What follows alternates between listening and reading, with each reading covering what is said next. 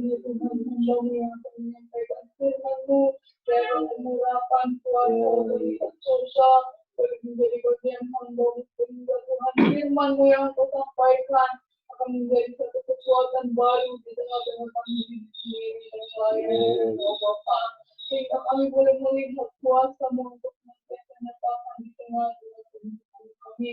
Kami tahu Tuhan saat kami akan mendengarkan kebenaran firman-Mu, ada satu oknum kuasa kegelapan yang tidak senang dengan kami, akan mengganggu kami, mengintimidasi kami Tuhan, sehingga kami tidak konsentrasi mendengarkan firman-Mu. Saat ini kami panggil nama-Mu yang penuh kuasa itu, kami tolak setiap kuasa kegelapan itu hanya di dalam nama Tuhan Yesus Kristus.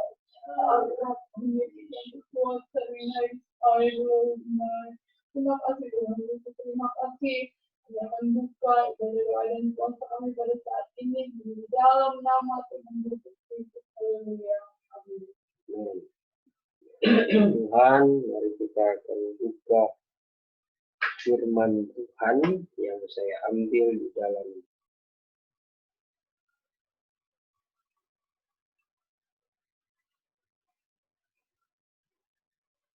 Amsal pasal yang ke-27 ayat yang ke-5 dari sampai 7. Amsal 27 ayat 5 sampai ayat yang ke-7. Saya akan membacakannya dengan sabda.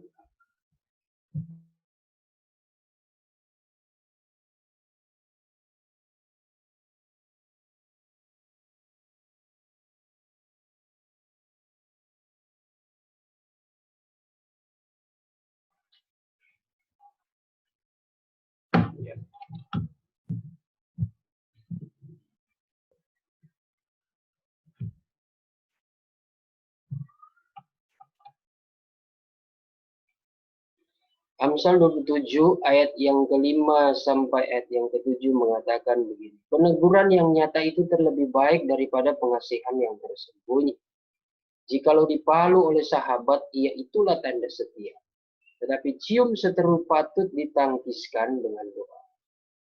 Orang yang kenyang ia memijak-mijak jikalau air madu sekalipun. Tetapi orang yang berlapar, maka barang yang pahit pun menjadi manis baginya. Saya bacakan dalam Surah baru ya.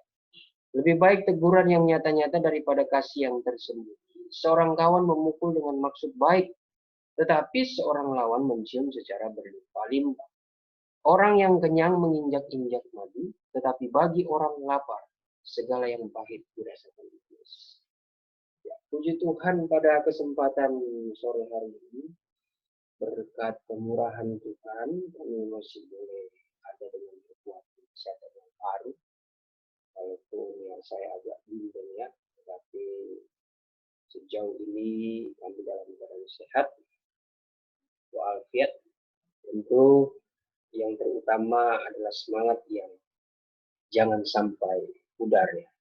Karena semangat oleh iman percaya kepada Tuhan itu yang menentukan kehidupan kita menerima berkat kemuliaan yang daripada Tuhan. Saya percaya gereja Tuhan di akhir zaman ini, saudara, dituntut suatu kesetiaan kita untuk yakin kepada firman-Nya. Saya percaya Tuhan pada saat ini, di hari-hari ini, bagaimana menuntut kepada kita, yang katanya adalah gereja Tuhan, untuk bisa lebih lagi percaya akan setiap kebenaran firman. Dan disinilah di mana kehidupan kita harus bisa kita bawa kepada suatu kebenaran yang benar-benar merdeka dalam kehidupan. Mungkin selama ini kita hanya sekedar mengenal kebenaran itu ya sesuai dengan kehendak hati kita saja, yang sifatnya bergantung dari mood kita.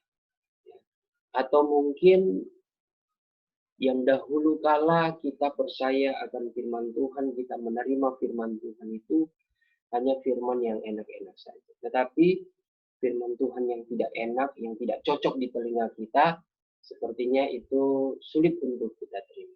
Padahal Firman Tuhan itu sendiri mengandung suatu janji. Walaupun itu sifatnya tidak mengenakan bagi telinga daging, namun tujuan firman Tuhan itu bukanlah tujuan yang betul-betul membuat kita sampai kepada posisi yang mencelakakan kehidupan kita, apalagi membinasakan kehidupan kita.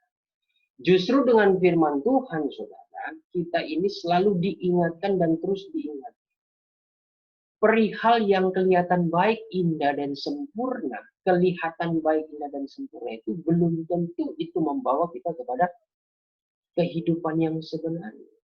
Karena banyak sekali firman Tuhan mengingatkan kita supaya berwaspada, berhati-hati dengan semuanya itu.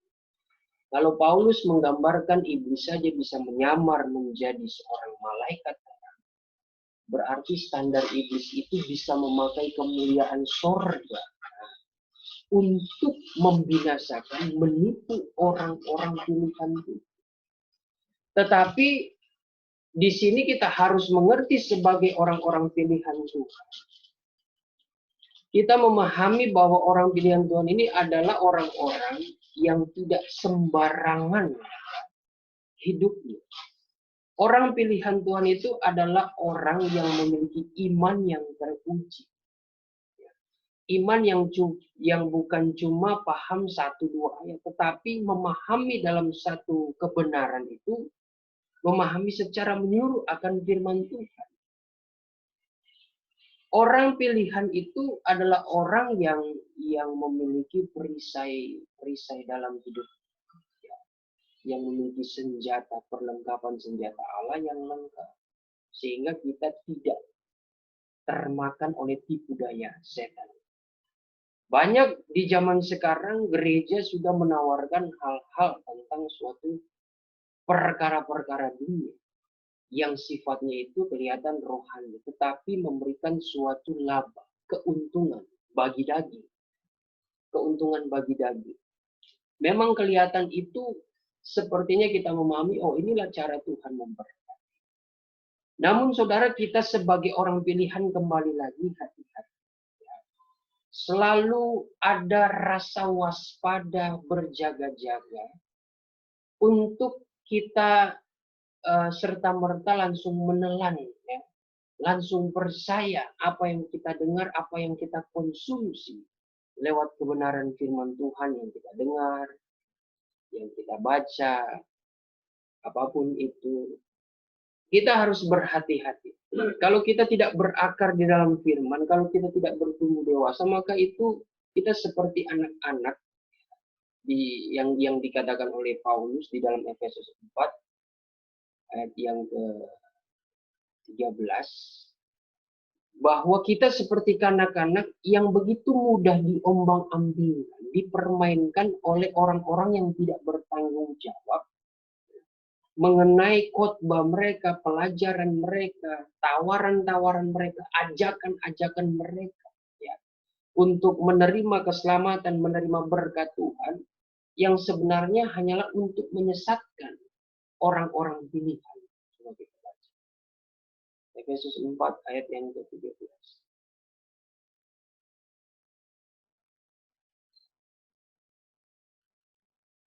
Baca.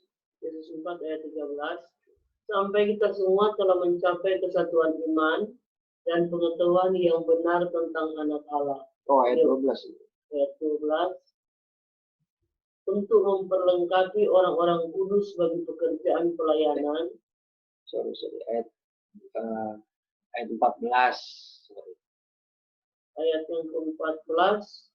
Sehingga kita bukan lagi anak-anak yang diombang-ambingkan oleh rupa-rupa angin pengajaran, oleh permainan palsu manusia dalam kelicikan. Permainan palsu manusia dengan segala kelicikannya, saudara. Dan menyesatkan. Terus,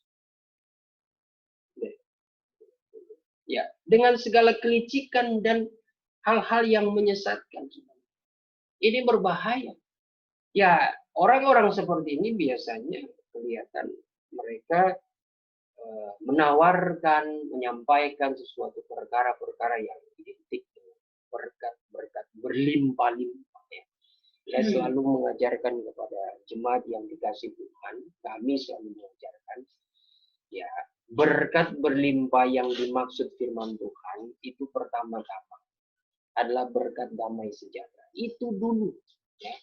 Karena dunia ini tidak pernah memberikan suatu berkat yang berlimpah mengenai damai sejahtera dan sukacita. Tidak.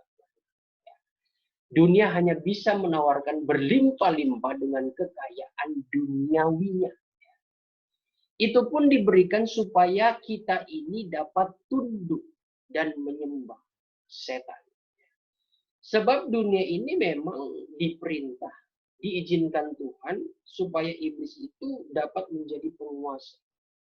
Nah, itulah kenapa di dalam tulisan Paulus Efesus 6 ya, Saudara, ayat yang ke-10 mulai, di situ perbedaan orang pilihan adalah mereka tidak terbuai dengan segala kemanisan dunia, sebab mereka justru menjadi orang-orang yang melawan segala keinginan dunia itu. Tentu dengan perlengkapan senjata rohani. Coba kita baca.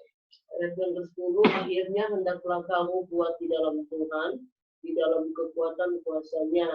Ya. Kenakanlah seluruh perlengkapan senjata Allah supaya kamu dapat bertahan melawan tipu muslihat iblis. Tipu muslihat iblis dengan menggunakan kekayaan, kemegahan, ya, yang diberikan iblis melalui kerajaan dan kemegahan kekayaan dunia ini.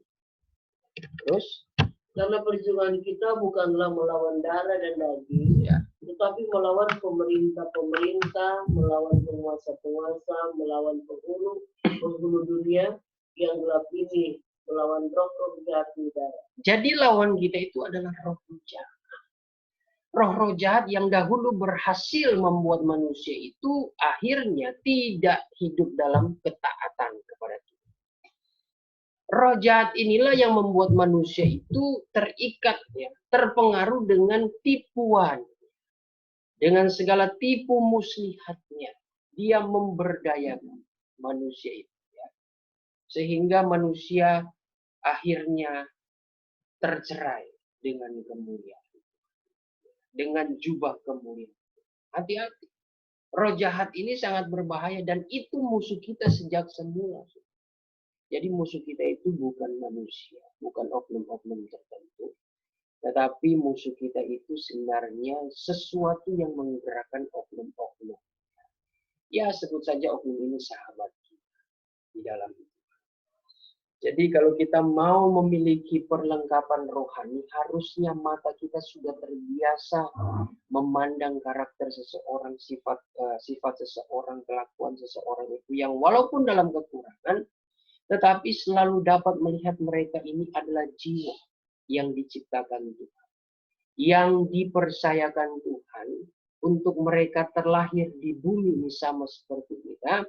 Supaya Tuhan dapat mempersiapkan dia untuk memperoleh suatu pekerjaan yang baik. Itu yang harus kita jaga. Cara kita memandang seseorang. Nah, dengan begini, dengan adanya perlengkapan rohani ini, saudara, maka kita pasti menjadi orang-orang yang betul-betul mengerti bahwa rahasia kebenaran firman Tuhan itu memang akan diungkapkan di dalam kehidupan kita. Asalkan kalau kita hidup setia dan taat akan kebenaran firman Tuhan. Dan pergumulan perjuangan kita ini adalah melawan segala keinginan dunia. Tetapi kalau kita kembali kepada Amsal 27 ayat 5 tadi, disinilah kita belajar sesuatu bahwa lebih baik teguran yang nyata-nyata daripada kasih yang tersulut. Jadi terkadang kita mendengar firman Tuhan sangat baik kalau kita dapat menelaah firman Tuhan lewat teguran yang keras, teguran yang mendukakan hati kita yang tidak enak didengar, tetapi sebenarnya firman Tuhan itu menyehatkan rohani kita. Firman Tuhan yang begitu keras mengajak kita untuk masuk di dalam kehidupan yang kudus. Secara daging itu sulit. Secara daging itu sulit. Tetapi firman Tuhan itu justru memiliki niat yang baik. Memiliki kasih yang begitu besar. Dan Tuhan tidak menyembunyikan kasih. Justru Tuhan menyatakan kasih-Nya itu yang luar biasa dengan teguran-teguran. Itu dalam tanda kutip cemburunya Tuhan. Ya. Mungkin bisa dikatakan sesuatu keresahan Tuhan. Melihat orang-orang pilihan ini jangan sampai hati mereka itu direbut oleh kuasa kegelapan. Makanya Tuhan selalu berusaha untuk mengingatkan, untuk menegur, bahkan menemplak kita yang sudah jauh daripada Tuhan. Itulah kenapa suatu templakan oleh firman Tuhan sebenarnya itu menyempurnakan, menyehatkan iman kita. Coba kita baca itu Titus pasal yang pertama ayat yang 1 ayat yang ke-13. Kesaksian itu benar, karena itu tegurlah mereka dengan tegas supaya mereka menjadi sehat dalam iman. Iya, jadi teguran-teguran yang nyata, teguran yang tegas lewat firman Tuhan, itu justru dapat menyehatkan iman.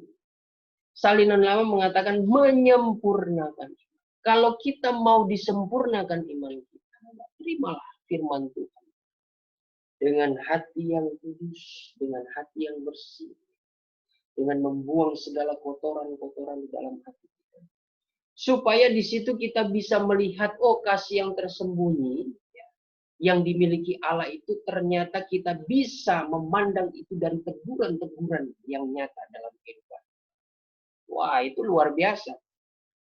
Daripada kasih yang tersembunyi dalam pengertian yang lain, artinya dibiarkan. Ya, karena dia mengasihi, jadi ya nggak usah ditegur. Nah, ini berbahaya. Ini justru malah menjerumuskan kehidupan rohani orang pilihan. Lalu dikatakan seorang kawan memukul dengan maksud baik. Nah, ini ciri khas. Ciri khas daripada seorang kawan yang memukul dengan maksud baik. Ya, ini sama pengertiannya dengan menegur secara nyata. Tentu dengan motivasi yang baik, dengan maksud-maksud baik. Tetapi seorang lawan mencium secara berlimpah-limpah. Nah, ini menjadi pelajaran dalam kehidupan. Terlebih sebagai hamba Tuhan, marilah kita hidup dengan tidak ada suatu perasaan yang takut untuk mengajar jemaat, dan jangan takut untuk menegur jemaat kalau dia sudah salah. Kalau dia sudah mulai melakukan hal-hal yang menyimpang dari firman Tuhan, tegur mereka. Pukul mereka dalam tanda kutip. Tetapi dengan maksud baik, ya, bukan maksud kita ada kedengkian, ada akar pahit. Oh, itu lain cerita. Tapi karena kita begitu mengasihi dia, jangan sampai dia semakin jauh daripada Tuhan. Kita tegur dia. Banyak hamba-hamba Tuhan takut menegur jemaat karena ya jemaat tersebut adalah seorang donatur terbesar. Jemaat tersebut sudah banyak menolong dalam pembangunan gereja. Jemaat tersebut sudah banyak memberikan suatu persembahan kasih. Ada hamba Tuhan seperti itu. Ada juga takut jemaatnya nanti lari dan sebagainya. Nah, dengan hal seperti ini, saudara, sesungguhnya pola pikir seperti itu sudah keliru.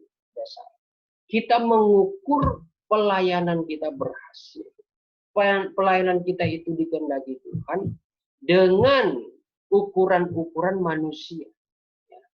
Bahwa, oh, kalau pelayanan yang diberkati itu gerejanya semakin berkembang. Oh, ada buka perintisan baru. Lalu, jemaat semakin banyak. Limpah dengan karunia dan sebagainya. Terus, wah, kehidupan kebutuhan diberkati. Wah, mendapatkan mobil, mendapatkan motor, dan sebagainya. Diajak jemaat, diajak simpatisan ke luar negeri. Wah, itu tanda-tanda suatu kemajuan dan keberhasilan. Bukan seperti itu. Tidak seperti itu, saudara. Bahwa sesungguhnya kekayaan rohani anugerah Bahkan kekayaan firman Tuhan itu tidak bisa dibandingkan dengan semua itu. Dan tidak bisa dibayar dengan semua itu.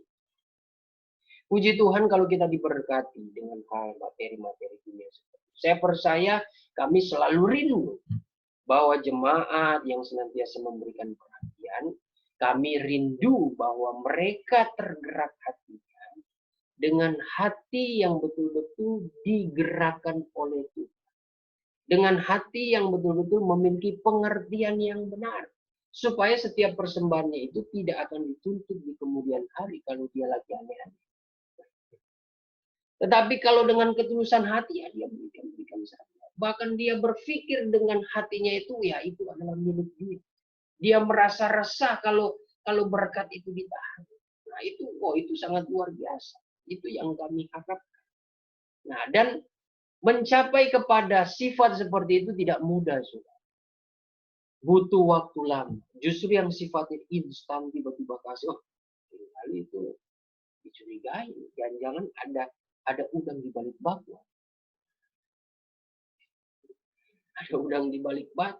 Ada motivasi tersembunyi yang ujung-ujungnya akhirnya jemaat yang atur pelayanan. Jemaat yang atur gembala. Jemaat yang selalu ingin ada andil konsep-konsep pelayanan seperti ini dan sebagainya. Nah, ini berbahaya. Tetapi kita harus belajar sebagai orang pilihan, sebagai gereja Tuhan, terlebih hamba-hamba Tuhan. Kita menikmati yang namanya proses. Puji Tuhan sekali lagi. Jikalau ada hal-hal terjadi secara instan, haleluya, saya percaya. Walaupun kelihatan instan, sebenarnya mungkin itu sudah berjalan di luar kepikiran kita. Sudah lama mungkin berjalan, Tuhan sudah merencanakan. Mungkin pasti seperti itu, saudara. Intinya kita di sini harus mengerti, jangan terlalu cepat. Ya, percaya akan yang namanya berkat, sesuatu yang dianggap indah, sempurna, dan sebagainya di dunia ini. Sesuatu yang dianggap putih, murni, itu harus diuji. Terlebih kita bisa menguji itu dari sudut pandang waktu. Ya. Proses yang terjadi.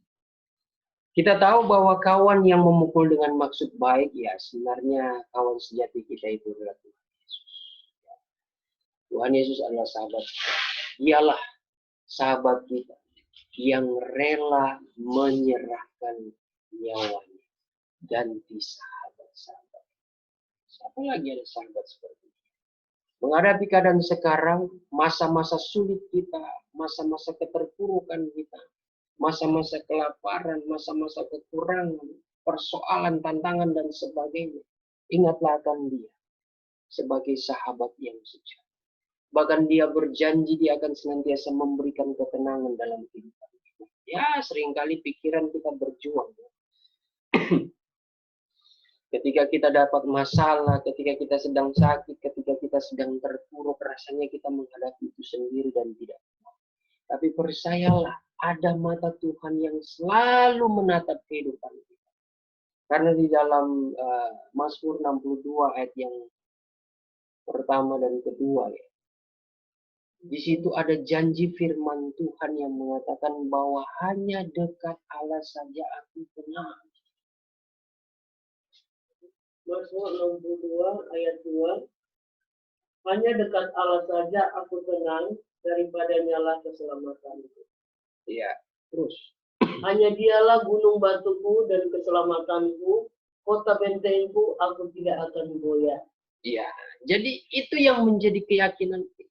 Kita bisa tenang menghadapi masalah, menghadapi hari depan, menghadapi COVID-19, pandemi ini, menghadapi masa kesukaran ini, ketika kita dekat dengan Allah.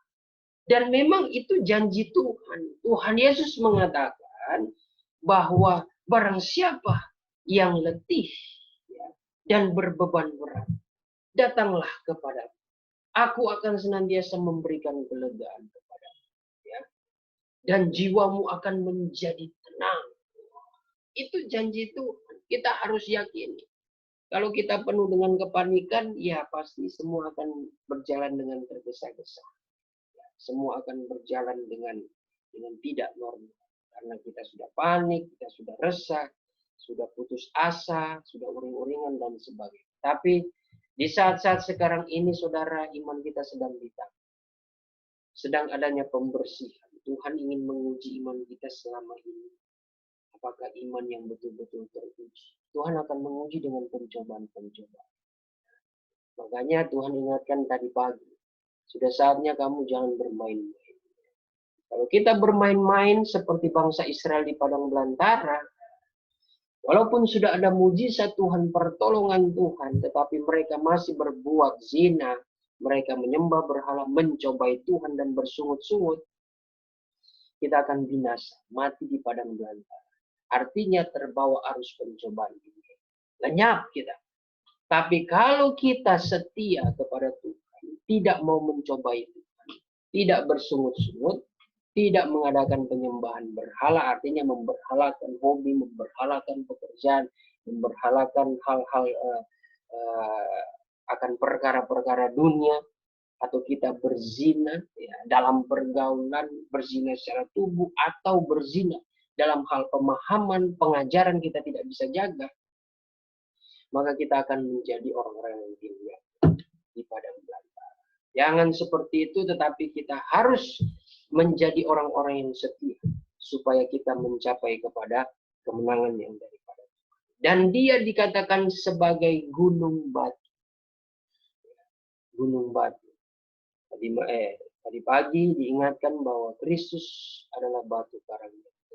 1 Korintus 10 ayat yang keempat. Sandarkanlah kehidupan kita pada batu itu, supaya walaupun diterpa dengan angin pencobaan, dengan ombak yang besar, kita akan tetap kuat berdiri. Ya, memang itu merupakan proses di mana kita sedang mengerjakan sesuatu.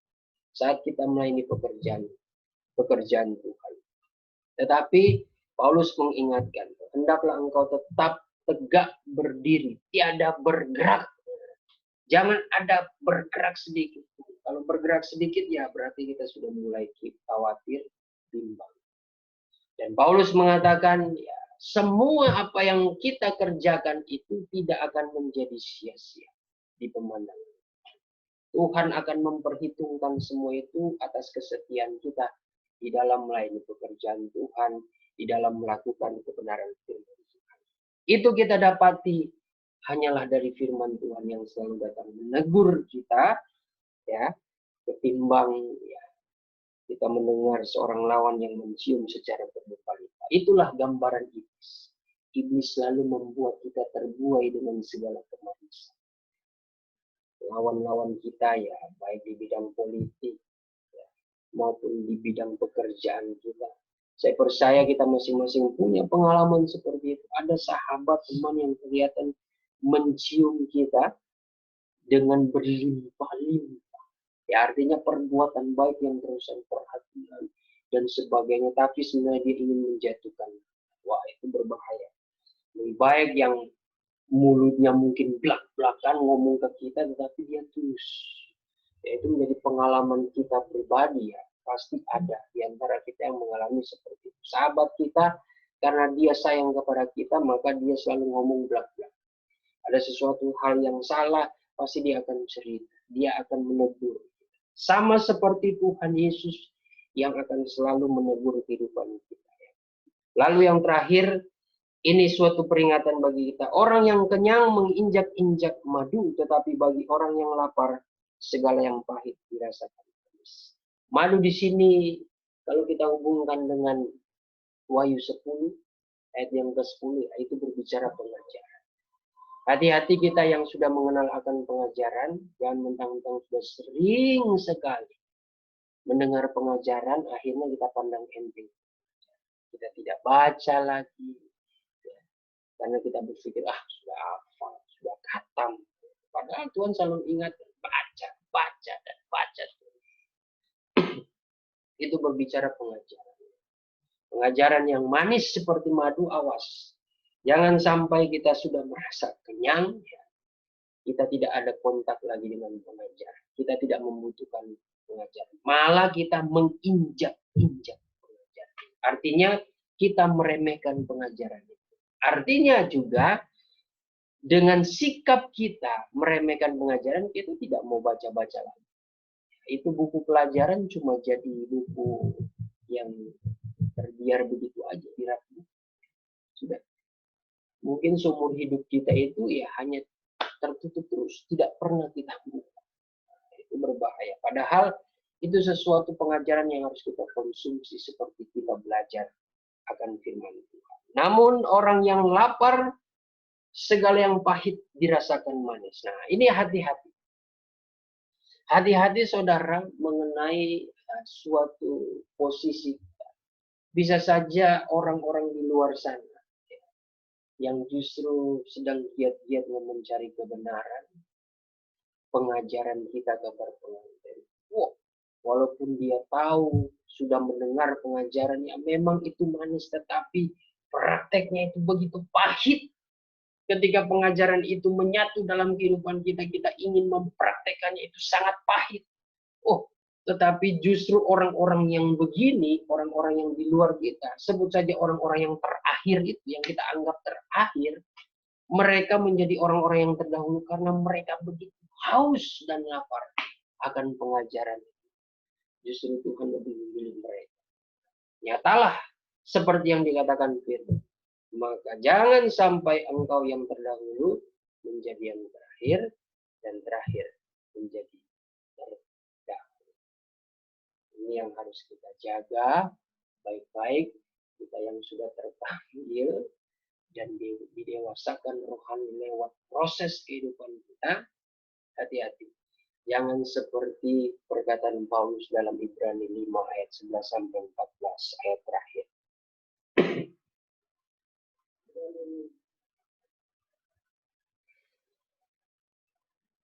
Ibrani 5 ayat yang ke-11 sampai 15. Tentang hal itu banyak yang harus kami katakan, tetapi yang susah untuk dijelaskan. Kamu telah lamban dalam hal karena kamu telah lamban dalam hal yang menyenangkan. Sebab sekalipun kamu ditinjau dari sudut waktu, sudah seharusnya menjadi pengajar. Kamu ditinjau dari sudut waktu, sudah sepatutnya kamu itu dapat mengajar.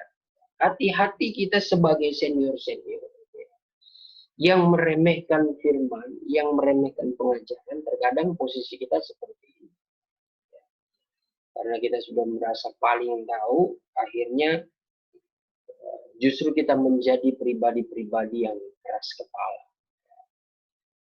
Ya, terkadang ada juga orang yang sudah mengenal pengajaran tetapi tidak mencapai kepada pengertian yang benar, ya. Karena dia tidak mau terus belajar, tidak mau terus maju, tidak mau terus berkembang, tidak mau langsungkan kepada kesempurnaan. Mereka bermasa bodoh. Padahal kalau ditinjau dari sudut waktu, usianya, ini sudah sepatutnya dia mengajar banyak orang. Namun karena kita lambat dalam mendengar firman Tuhan, lamban dalam mendengar teguran-teguran firman Tuhan, kita anggap remeh itu, ya kita dikatakan Paulus itu seperti orang yang tidak dewasa. Coba baca.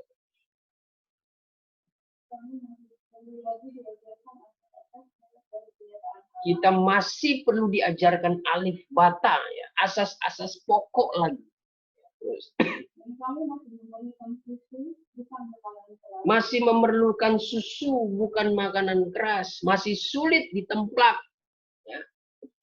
Lewat pengajaran yang begitu keras, sulit mereka menerima. Banyak kok sekarang hamba Tuhan senior yang sudah tidak bisa ditegur. Walaupun dia sudah menyimpang, secara dia jabatan orang lama. Kenapa kamu mau menegur saya? Kamu itu baru lahir kemarin.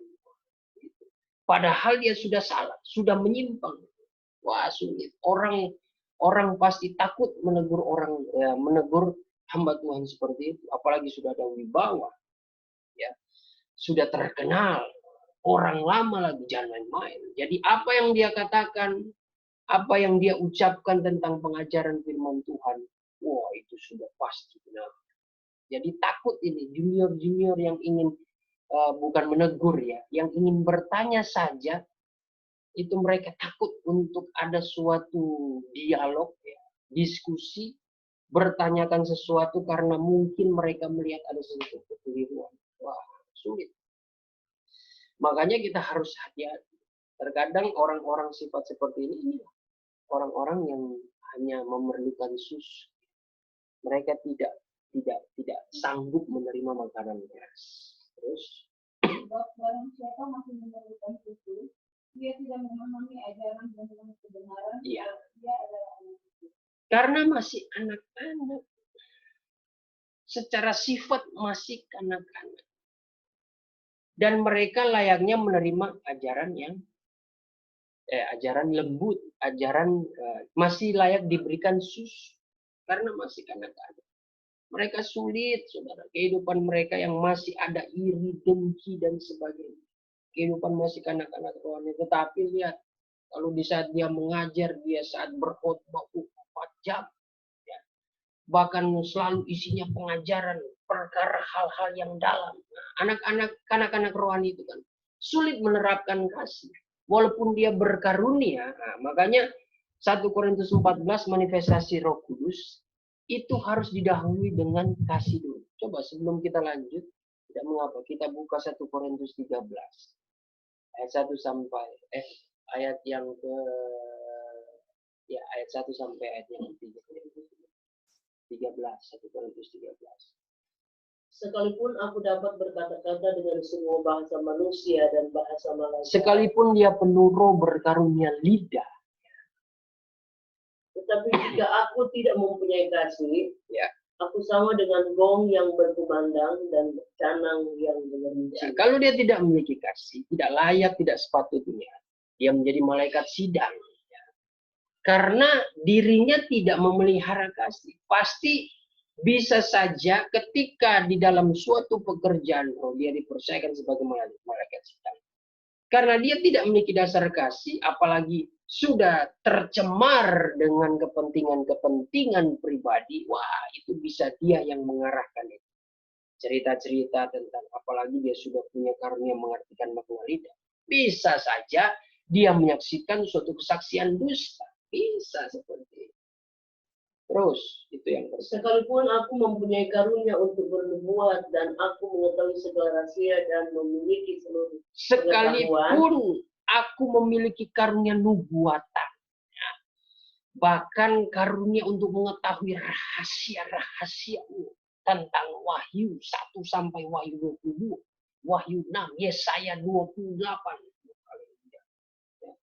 kebangkitan pertama, kebangkitan kedua, pengadilan Kristus. Tetapi semuanya itu sia-sia jikalau tidak memiliki kasih. Coba baca. Dan sekalipun aku memiliki iman yang sempurna untuk memindahkan gunung, Ya. tetapi jika aku tidak mempunyai kasih, aku sama sekali tidak berguna. Ya, tidak berguna karena tidak mendasar hatinya dengan kasih. Makanya kasih itu selalu menjadi sifat yang menetralis, sifat yang tidak akan pihak memihak. Itu kasih. Jadi pekerjaan roh, manifestasi Roh Kudus itu berjalan dengan damai, dengan sopan, tertib, ya. Tidak akan ada perselisihan. Semua berjalan sesuai dengan jalan Tuhan, dengan jalan Roh Tuhan. Makanya penting. Tapi kalau tidak ada kasih itu percuma. Biarpun iman kita setinggi langit, iman kita seperti Petrus, Yohanes, para rasul, seperti Tuhan Yesus, percuma saudara. Kalau tidak ada kasih itu seperti ya kebohongan belaka lah. Terus, dan sekalipun aku membagi-bagikan segala sesuatu yang ada padaku, ya, bahkan menyerahkan tubuhku untuk dibakar, tetapi jika aku tidak mempunyai kasih, sedikit pun tidak ada faedah bagiku. ya, tidak ada berfaedah sekalipun kehidupan kita itu betul-betul memiliki kerelaan untuk disiplin di dalam berpuasa, menyiksa diri, hidup dengan penuh dengan pengorbanan, rela dibakar. Kelihatan memang tulus melayani pekerjaan. Tetapi kalau tidak ada kasih, semuanya itu akan kelihatan sesuatu yang mereka lakukan untuk kepentingan sendiri. Ini yang berbahaya, saudara. Sangat berbahaya. Ini sangat menipu orang-orang yang tulus hatinya untuk datang kepada pelayanan yang kudus. Supaya dalam pelayanan kudus itu mereka merasakan hadirat Tuhan, kasih Tuhan yang sebenarnya. Nah ini yang saya maksud ya. Dikatakan bahwa ya hati-hati. Kehidupan kita ini seperti orang-orang yang jangan tadinya kita ini orang-orang yang terdahulu, namun karena perbuatan-perbuatan kita, praktek kehidupan kita itu justru menjadi golongan orang yang terakhir. Coba tadi Ibrani lanjutkan. Tetapi makanan keras adalah untuk orang-orang dewasa yang karena mempunyai panca indera yang terlatih untuk membedakan yang baik daripada yang buruk. Ya, jadi makanan keras itu ayat berapa? Udah habis ya. Jadi orang yang dewasa itu yang memiliki panca indera yang baik, tahu membedakan mana yang benar, mana yang salah. Itu orang yang dewasa adalah orang yang dapat mengeluarkan buah-buah. Kehidupan mereka itu tidak akan mengalami kutukan daripada Tuhan. Sebab resiko mereka tidak dapat mengeluarkan buah Roh Kudus adalah mereka akan dikutuk oleh Tuhan. Sehingga mereka akan mengalami layu rohani, mereka akan mati dan tidak akan pernah berbuah lagi. Makanya orang yang sudah penuh dengan Roh Kudus, tuntutan supaya mengeluarkan buah-buah Roh Kudus itu, kalau tidak dapat dilakukannya, ancamannya rohani kita itu akan menjadi layu dan mati.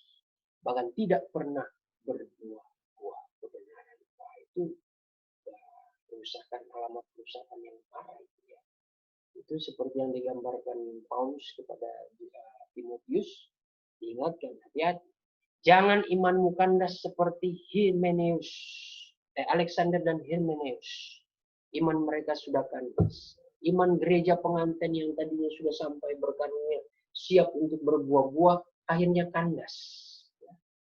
Karena apa? Karena perbuatan mereka yang tidak taat akan kebenaran firman Tuhan. Puji Tuhan, biarlah firman ini boleh menjadi pelajaran, pengingat bagi kita, untuk kita tetap waspada, tetap menjaga hati kita dalam keadaan yang baik dengan suatu ketaatan di dalam kebenaran firman Tuhan. Saya percaya kita akan selalu diarahkan kehidupan kita kepada kebenaran yang sejati, berkat-berkat Allah yang sejati. Mari kita berdoa. Angkat puji.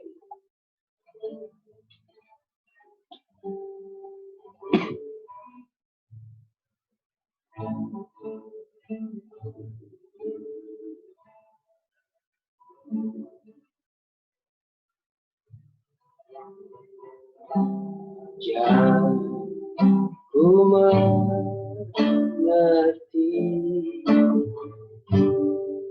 segala rencana,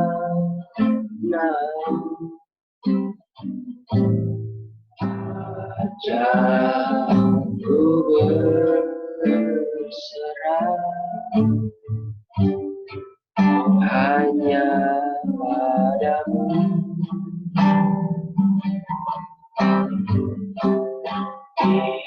Pimpinlah jalanku dalam terang firman-Mu. Ajarku berserah hanya padamu.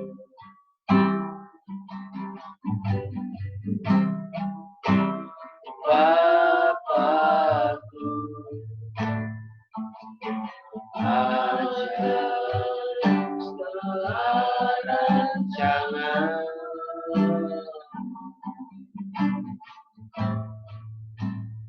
Tuhanku,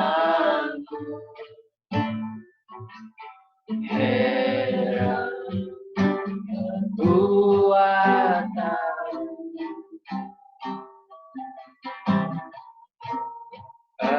Engkau sanggup mengadakan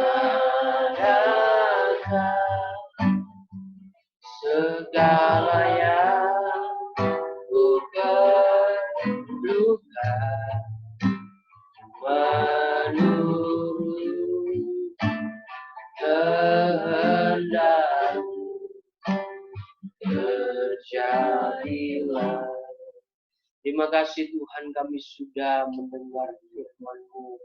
Biarlah kebenaran Engkau tanamkan di dalam hati kami Tuhan. Termeterai dan dia akan bertumbuh, berbunga dan berbuah-buah di hadapan-Mu. Mengubahkan kehidupan kami semakin hari semakin sama seperti-Mu Tuhan.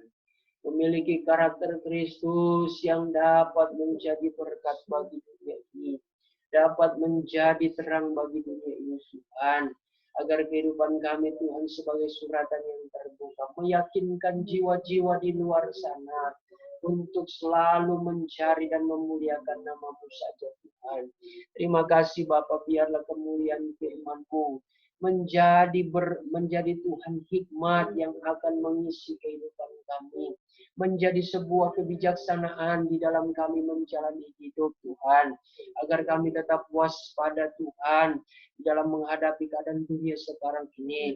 Tetapi kami tetap memandang kepada Engkau Tuhan Yesus Kristus sebagai juru selamat kami, gembala kami yang agung, yang selalu memelihara jiwa kami. Terima kasih Tuhan. Setelahnya kami akan Tuhan bersekutu dengan firman-Mu. Rindulah hati kami ini Tuhan menyembah Engkau dalam roh dan kebenaran. Engkau dapat memberikan petunjuk-petunjuk ilahi bagi kami. Dan semuanya Engkau lakukan atas perkenanan-Mu saja Tuhan. Kami membutuhkan suatu kekuatan yang baru. Kami membutuhkan Tuhan suatu pendengaran akan suara roh-Mu Tuhan. Sebab Tuhan suara roh-Mu, suara firman-Mu Tuhan yang dapat menenangkan jiwa kami. Di tengah-tengah kami melayani pekerjaan-Mu, di tengah-tengah kami Tuhan menjalani hidup kami di dalam kebenaran. Di tengah-tengah kami mengiring Engkau Tuhan yang penuh dengan tantangan dan cobaan ini. Oleh sebab itu Tuhan, tatkala kami menyembah, kiranya Engkau bangkitkan penyerahan kami, anugerah-anugerah roh-Mu Tuhan, agar kami boleh mencapai kemuliaan hadirat-Mu, skina glory Tuhan.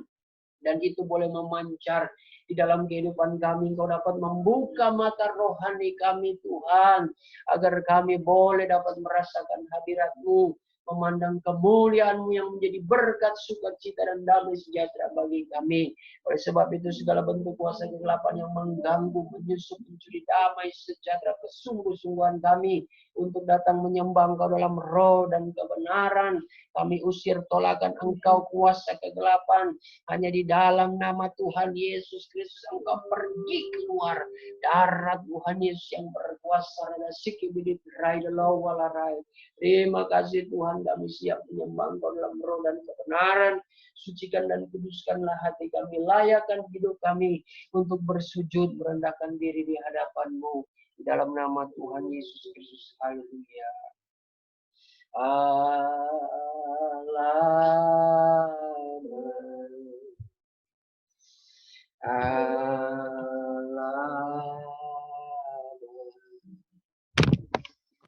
Surga dan dunia patut sembah.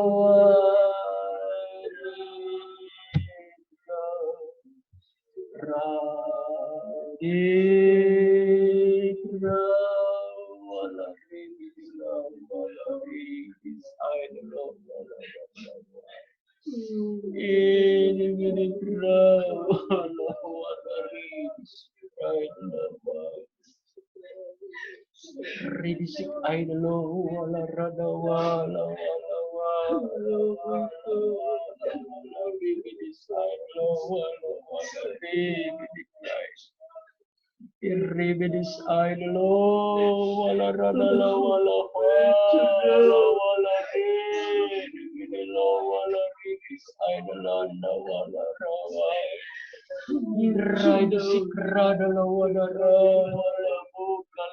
Oh, Irada sada lawanda ridi sikrai ridi bidi wala wala Irai the Lord, I Ready sick, I did be right alone. Ready right alone, ready sick, I alone, right alone, Ready be right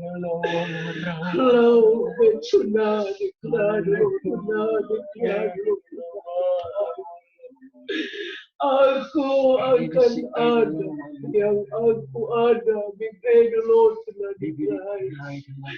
Saya hamba-hambaku dan anak-anakku. Berbahagialah kamu karena aku ada di sana. Kamu Mary to know the Christ. Kamulah yang sudah menarik hatiku sehingga aku turun dan bersuara di tengah-tengah kamu. Perhatikan kamu baik-baik hambaku dan anak-anak. Aku hadir bukan untuk dilayani, melainkan aku datang untuk melayani kamu. Sebab itu tetaplah kamu di dalam penyerahan kepadaku. Agar kamu dapat merasakan satu persekutuan yang indah dengan aku dan kamu berkuasa kemuliaan. Hambaku dan anak-anakku, and know the least and know the Christ. Jangan menyembah aku dengan pikiran-pikiran yang bercabang. Seek out the Christ. Kamu tidak akan mendapatkan apa-apa daripada. Seek it on to know the Christ. Tapi berulang-ulang kali aku sampaikan kepada kamu kalau kamu datang menyembah aku. Biarlah pemusatan hati dan pikiran kamu arahkan kepada Melon. Now, know the Christ tonight.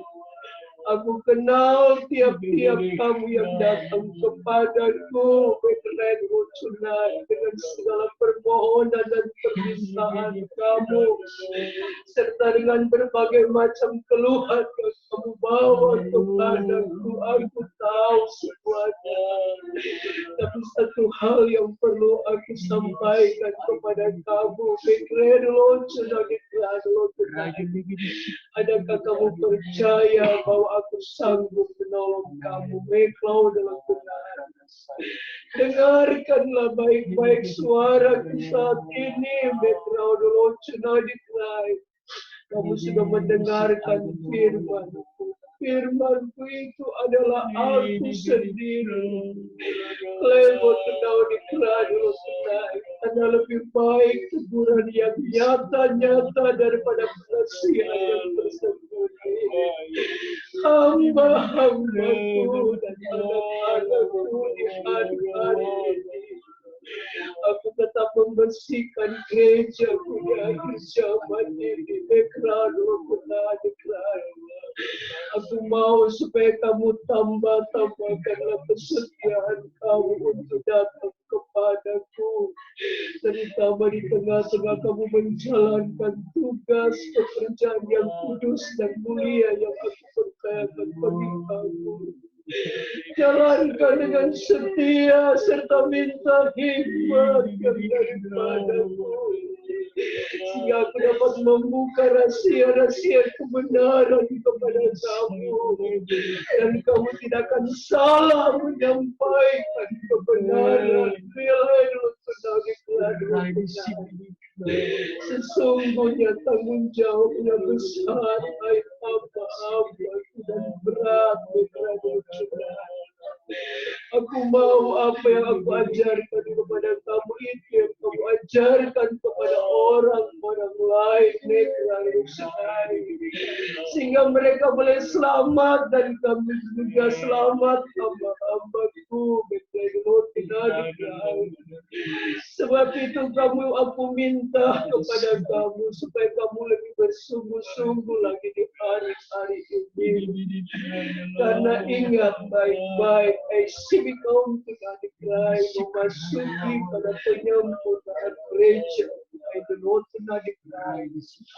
Ingat kamu baik-baik, iblis berusaha keras untuk menjatuhkan hamba-hambaku dan anak-anakku. Kalau kamu tidak berhati-hati dan waspada, I know the cry. Kamu akan terikut dengan kuasa kegelapan. I know the cry. Tapi aku sampaikan kepada kamu, baiklah dulu tonight. Pertahankan apa yang kamu terima daripadaku. Baiklah dulu tonight, walaupun berat hai apa. Tapi perhatikan kamu baik-baik. Di balik semuanya itu, kalau kamu menyampaikan sesuai dengan apa yang kamu ajarkan, nah ada loto nadi cry, kamu akan memetik hasil yang tidak pernah mengecewakan kamu. I know the cry, ada loto nadi cry, karena itu yang aku mau, dan aku akan memakai orang-orang yang tegas, yang berdiri di atas kebenaran, tidak menambah dan mengurangi firman. Hesibik adalah benar dikrai, berhati-hatilah kamu. I know dikrai adalah benar, kalau kamu tidak mengerti, ada buat benar dikrai. Bertanya-tanyalah kamu kepada, karena aku sedia membuka rahasia kebenaran.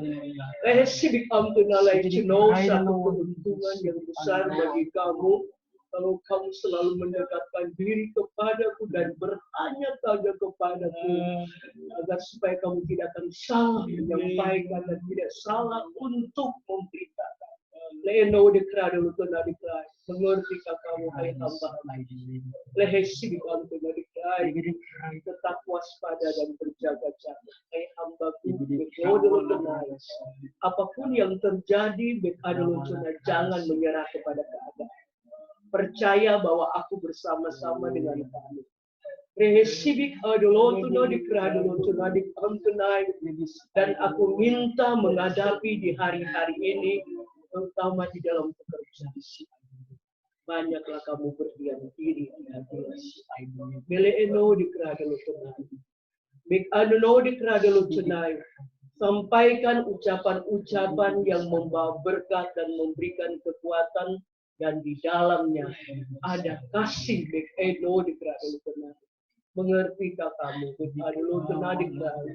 Aku mencintai kamu. Aku mencintai gereja. Aku mencintai hamba. Aku menuntut kamu ada persatuan. Ada untuk adik-adik. Coba di kamu di ingat kamu baik-baik, kalau aku boleh datang selalu menegur, menasihatkan dan mengingatkan kamu. Ini satu tanda, bukan aku membenci kamu, tapi aku mengasihi kamu. Supaya kamu kembali bersatu, karena kamu adalah satu tubuh di dalam aku. Hamba-hambaku, anak-anakku, jangan memikirkan diri kamu sendiri, tapi pikirkan juga keselamatan orang lain. Karena aku panggil kamu tujuan untuk banyak orang, adalah tenaga untuk keluarga kamu. Hasyik kalau kamu ingin melihat doa-doa kamu, aku jawab secepat. Melodi kerajaan. Aku minta berdamailah kamu dengan aku. Sehingga aku akan lepaskan kamu dengan roh kebebasan. Untuk kamu dapat bebas melayani aku, tapi tetap di dalam kontrol firman-Ku. Jangan bermain-main dengan pekerjaan roh. Karena ada akibat yang kamu akan alami saat ini belum kamu rasakan.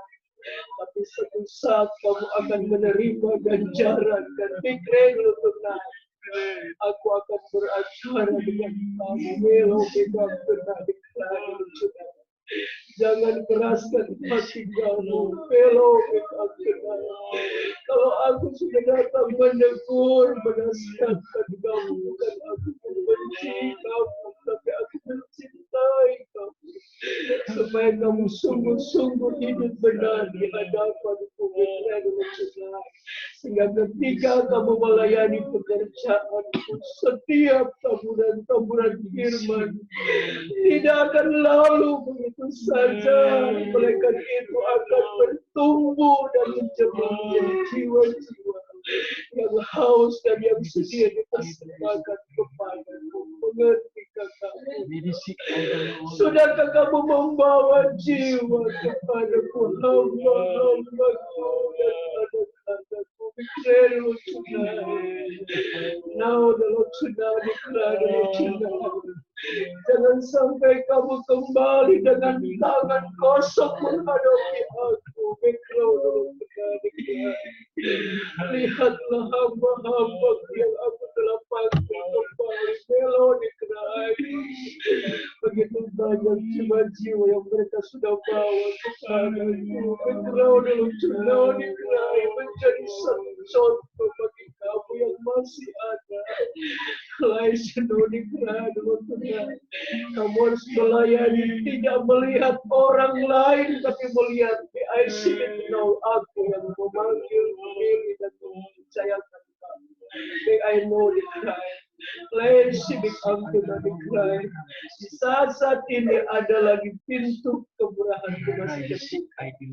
Aku minta kepada kamu sadar dan kembalilah kamu pada kasih yang mula-mula dan berdiri di atas kebenaran yang telah aku ajarkan kepada kamu. Dan aku perlu tegaskan, kalau ada hal-hal yang sukar bagi kamu untuk mengetahui rahasianya, yang belum kamu mengerti, I know the cry, kamu datang kepadaku dan berdoa, berpuasa, bertanyakan aku. Aku sedia membongkarkan rahasia kebenaran agar tidak salah kamu akan menyampaikan dan membawakan. Ilahesibik antuna, melotuna dikrada lotuna. Mengerti kakakmu, aku tetap mengasihi kamu. Berbahagialah kamu hamba-hambaku dan anak-anakku sejak telah kutinggalkan bagi kamu. Berbahagialah kamu yang sudah mendengarkan Tuhan. Haleluya, terima kasih Tuhan. Pada kesempatan yang berbahagia ini kami boleh dikuatkan dengan kuasa yang selalu memberikan kekuatan baru, kedamaian dan sukacita surga. Pengharapan kami hanyalah datang daripada-Mu saja Tuhan. Terima kasih atas berkat kasih karunia-Mu pada sore hari ini Tuhan. Biarlah persekutuan kami lewat firman dan penyembahan boleh kami rasakan Tuhan berkat rohani dan juga anak-anak-Mu yang menyaksikan Tuhan lewat live streaming ini dari rumah masing-masing. Mereka juga diberkati secara rohani Tuhan. Terima kasih Bapa, kami tetap serahkan Tuhan kehidupan jemaat-Mu simpatisan yang ada. Diberkati Tuhan, senantiasa Engkau pelihara kehidupan mereka. Diberikan kekuatan kesehatan sempurna untuk selalu Tuhan mengiringi aktivitas mereka. Dan mereka boleh dijauhkan dari segala sakit penyakit apapun yang melemahkan tubuh jasmani mereka Tuhan. Terlebih-lebih Tuhan, biarlah firman-Mu menjadi cahaya di dalam kehidupan mereka. Menjadi perisai yang melindungi hati mereka dari segala gangguan-gangguan kuasa kegelapan Tuhan yang selalu menyodorkan hal-hal keinginan dunia yang dapat menyesatkan jiwa kami. Tetapi biarlah cahaya kasih-Mu lewat firman dan Roh-Mu Tuhan menjadi pedoman dalam kehidupan mereka, penuntun dan membimbing mereka untuk tetap dapat menjadi orang-orang pilihan yang berjalan sesuai dengan kehendak firman-Mu. Terima kasih Tuhan, kaum keluarga kami diberkati selalu dimanapun mereka bertempat tinggal. Engkau berkati mereka dan menjaga mereka. Terima kasih Tuhan, kami berdoa untuk orang tua kami. Tuhan, Engkau memberikan kekuatan, kesehatan, semangat yang selalu baru Tuhan. Melindungi dari segala macam sakit penyakit apapun. Tetapi biarlah mereka Tuhan menjadi orang yang selalu mengandalkan Engkau Tuhan. Dan selalu dekat dengan Engkau. Bahkan anak-anak kami diberkati Tuhan masa depan mereka, pertumbuhan mereka dikuduskan, diberkati, disempurnakan oleh-Mu ya Bapa. Bahkan rencana-rencana kami di hari depan Tuhan, tolong Engkau yang senantiasa membuka jalan, mampukan kami Tuhan untuk memperoleh berkat kemenangan yang daripadamu. Walau kami harus melewati proses demi proses, tapi kami percaya Engkau selalu menyertai setiap langkah kami. Terima kasih Tuhan, kiranya Engkau memberikan kesembuhan, pemulihan yang semakin sempurna bagi mereka yang sakit Tuhan. Mereka yang lemah dikuatkan, mereka yang susah hati akan dihiburkan oleh-Mu. Mereka yang tertutup jalan dibukakan jalan oleh-Mu ya Bapa. Terima kasih Tuhan, kami percaya mujizat kesembuhan, pemulihan yang daripada-Mu terjadi.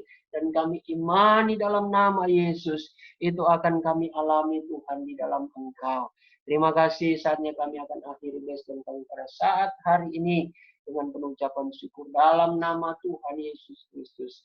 Haleluya. Saudara dan saudariku yang dikasihi Tuhan, terimalah berkat damai sejahtera yang dianugerahkan Allah Bapa di sorga, oleh cinta dan kasih sayang anaknya yang tunggal, yaitu Tuhan Yesus Kristus.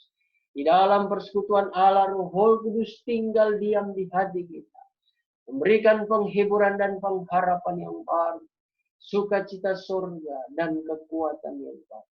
Berkat kemenangan ini akan menyertai kita mulai hari ini, esok, sampai Tuhan Yesus datang kembali menjemput gerejanya di atas awan-awan, di dalam kemuliaan yang kekal sebagai Raja di atas segala raja. Haleluya, haleluya. Amin. Ya, puji Tuhan. Ada penglihatan ya, yang disaksikan.